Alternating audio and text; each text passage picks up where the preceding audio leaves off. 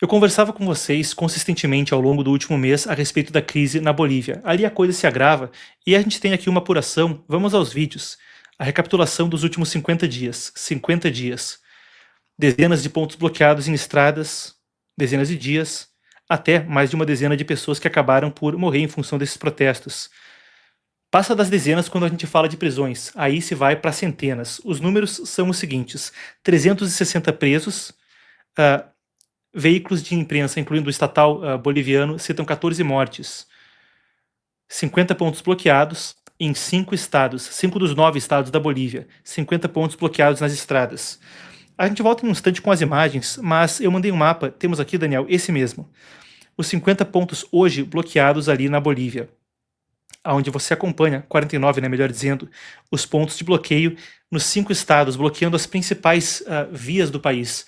O sangue que flui na economia boliviana é estagnado, com mais de uma dezena, não sei qual dezena de milhar é o termo, bom, mais de 10 mil empresas então afetadas e 150 mil empregos em risco, conforme isso estagna uma parte imensa da economia do país. Recapitulando, esses protestos começaram criticando a economia. Podemos voltar com as imagens, Daniel? Esses protestos começaram por questão econômica lá atrás, com um país que busca, através da exportação do gás, que teve uma complicação e da sua vocação natural para a indústria energética, se reerguer.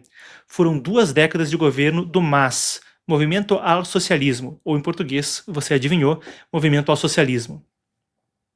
Evo Morales, tão notório no imaginário brasileiro, Luiz Arce e assim por diante. Através disso e de uma grande quantidade de subsídios na economia, uma visão estatizante da economia, se viu a Bolívia lidar com esses subsídios. Quando Paz assumiu, sendo o primeiro governante que não está à esquerda na Bolívia em coisa de 2 décadas, ele tinha uma missão que era análoga à de Milei, coisa que os economistas chamam de um remédio duro, partir de uma economia que tem grande base em subsídios para uma economia com maior liberdade econômica e mais autossustentável. Conforme essa crise econômica se agravava, se viu esses protestos começarem. Rapidamente eles foram cooptados por movimentos sindicais. Rapidamente Evo Morales se envolveu. Quando se fala a respeito de laços desses sindicatos com crime organizado e mesmo dos laços do MAS ao crime organizado, as coisas são amplamente relatadas nesse sentido. O próprio ex-presidente Evo Morales, que amplamente falou a respeito dos protestos em apoio a eles, amplamente instruiu movimentos sindicais a estarem associados a esses protestos, ele próprio enfrenta até possibilidade de extradição para os Estados Unidos e processos que não ficam só na esfera da questão de corrupção ou crimes que ele possa ter cometido em função do cargo de presidente, mas crimes que estão relacionados até a tráfico humano, coisa que não pode nem falar aqui no YouTube, tá? Mas coisa envolvendo menores de idade, isso aí mesmo que vocês estão imaginando. Muita gente até fala que ele incentivou os protestos e buscava algum tipo de retorno ao poder de uma forma ou de outra para conseguir evitar a própria extradição e evitar a própria prestação de contas na justiça. O envolvimento de agentes políticos, em coisa que começou com economia, e o envolvimento dos sindicatos amplamente, até com protestos que se tornaram violentos, levou Marco Rubio, secretário de Estado, a publicar isso aqui dias atrás. Que não haja engano. Os Estados Unidos estão firmemente apoiando o governo constitucional legítimo da Bolívia. Não iremos permitir que criminosos e traficantes derrubem os líderes democraticamente eleitos em nosso hemisfério. Depois Christopher Landau, o número 2 de Marco Rubio, vice-secretário de Estado. Não se engane, aspas, Christopher Landau, não se engane. Aqueles que perderam de forma pujante na urna, na Bolívia, no ano passado, estão tentando derrubar Rodrigo Paz, organizando revoltas e bloqueios com apoio do crime organizado e de traficantes. Eu falei com meu amigo, o presidente Paz, nessa tarde, isso faz algumas semanas, tá? Só para ter referência temporal. Eu falei com meu amigo, o presidente Paz, nessa tarde, e eu lhe garanti que os Estados Unidos estão firmemente apoiando o governo constitucional legítimo da Bolívia e rejeitam essa tentativa de substituir a ordem institucional com mob rule. Mob rule significa basicamente com o governo da turba, o governo da baderna, o governo mafioso, a depender da tradução. São as palavras do número 1 e do número 2, então, do Departamento de Estado, das Relações Exteriores dos Estados Unidos. 1, 2 e recapitulando, 50 pontos bloqueados em 5 estados, 360 manifestantes presos, 14 mortes.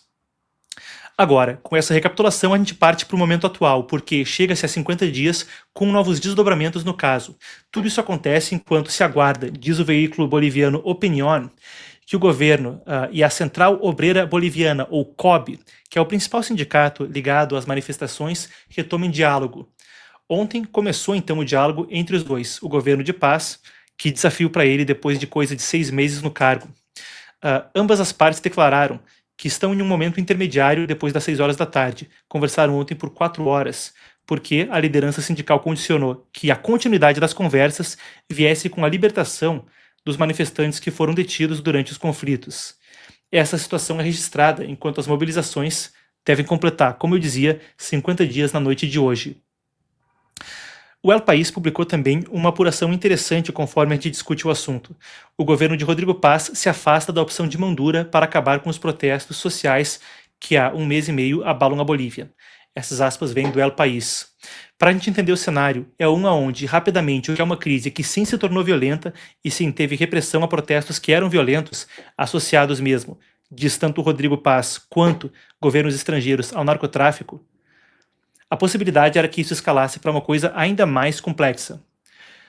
Foi promulgada na semana passada uma lei regulando a possibilidade de estado de emergência e o uso das Forças Armadas nesse protesto. Enquanto essa ferramenta ficou nas mãos de Paz, ele não chegou a decretar esse destacamento das Forças Armadas, e no Congresso boliviano se discute mesmo a revogação disso. Parece que, pelo momento, Paz busca o esgotamento das manifestações e a desarticulação dos movimentos sociais que pedem a renúncia dele. Novamente, começou com a economia, agora pedindo a renúncia dele num movimento que Paz e outros líderes estrangeiros chamaram de golpe de Estado. Um porta-voz, o José Luiz Galvez, então disse o seguinte, porta-voz de Paz e do governo boliviano: a nova Bolívia será construída com diálogo, sem dar lugar à violência. E Paz parece querer agir como um pacificador. Uma presidência que é histórica por vários motivos, e não digo isso em tom de condenar ou elogiar novamente, mas no tom de que o que viria depois do MAS seria histórico, conforme o mundo aguardava para ver o que acontecia por ali. Agora ele parece tentar tomar um caminho de um apaziguador, mesmo que os protestos, como você vê aqui do meu lado, não sejam nada pacíficos.